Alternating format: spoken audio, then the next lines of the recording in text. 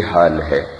ایک بدو آیا اور آپ کی قبر پہ آ کر، اس وقت یہ روضہ نہیں ہوتا تھا اور حجرے مبارک میں قبر ہوتی تھی اور وہ حجرہ مسجد سے باہر ہوتا تھا. تو ایک بدو آیا،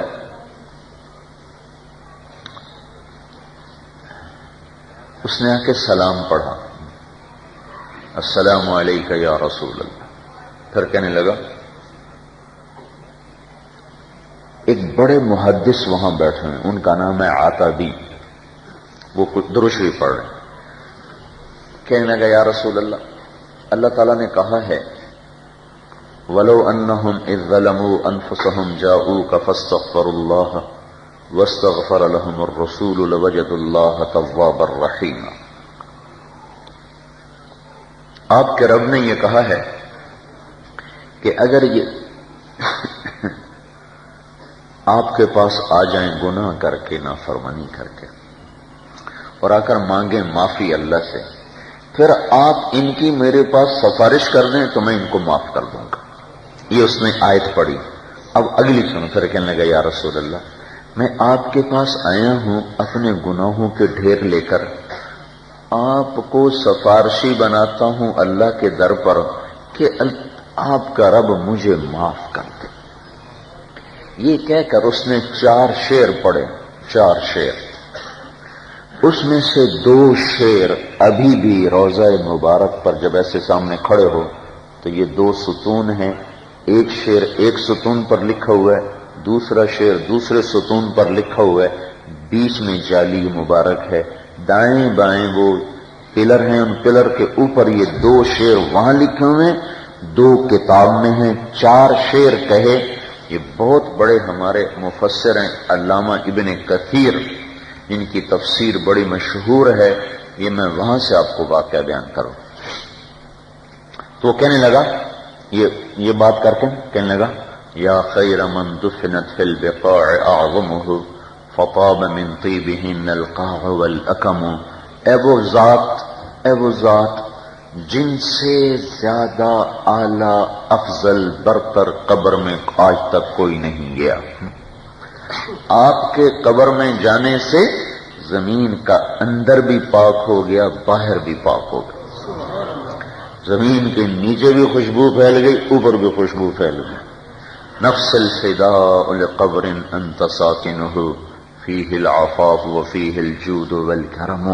میری جان قربان اس قبر پر جس میں آپ آرام کر رہے ہیں. آپ کے ساتھ آپ کی ثقافت بھی ہے، رحم و کرم بھی ہے. یہ 2 شعر تو لکھے ہوئے ہیں. اب جب کبھی کسی کو عمرہ حج نصیب ہو تو وہاں دیکھنا یہ 2 شعر وہاں لکھے ہوئے ہیں. 2 شعر اگلے، انت الشفیع الذی ترجا شفاعتہ علی الصراط اذا ما زلت القدم. آپ ہی کی طفیل ہم پل صراط پار کر سکیں گے، باقی ہمارے پاس کچھ نہیں ہے جس کے دعوے پر ہم پل صراط پار کریں. آپ کی شفاعت ہوگی تو ہم پل صراط سے نکل سکیں گے.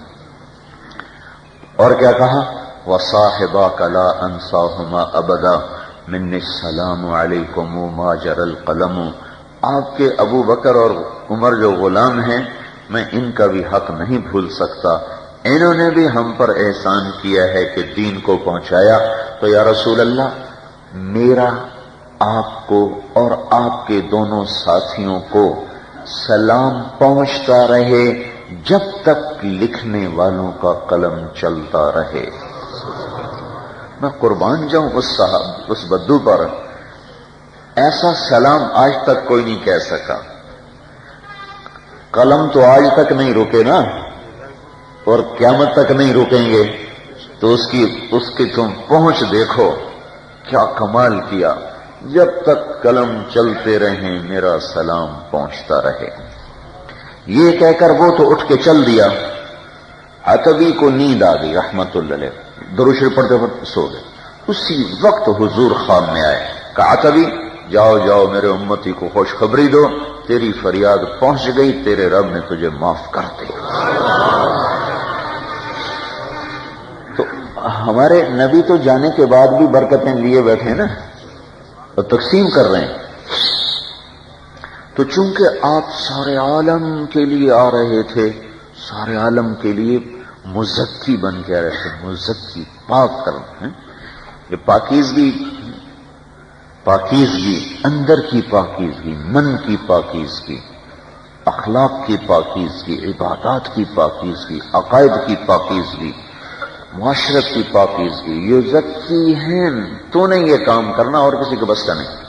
تو لہذا اس ہستی کو ایک تو وجود میں لانے کے لیے اتنی احتیاط کی گئی، کہاں سے؟ آدم کی میں نے آپ کو کہانی سنائی، لاتے لاتے لاتے لاتے لاتے